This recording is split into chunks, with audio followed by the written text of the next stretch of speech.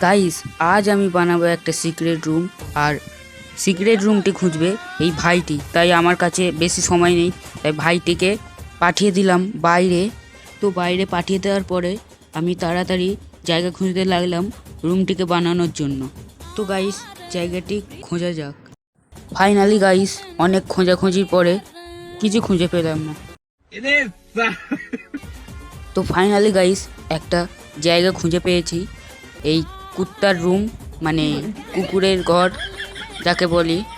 তো গাইস, বেশি কথা না বলে ঘরটিকে ভালো করে পরিষ্কার করতে লাগলাম, কিন্তু পিছন দিক দিয়ে এসে মা বললো যে ঘরটা তোর থেকে অনেক বেশি পরিষ্কার।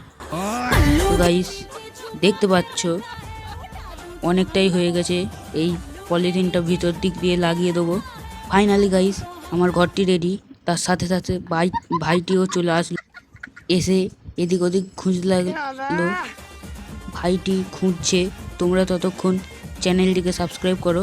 ফাইনালি ভাইটিও আমাকে পেয়ে গেল। আর ভিডিওটা লাইক করতে আর কমেন্ট করতে একদমই ভুলবেন না তোমরা।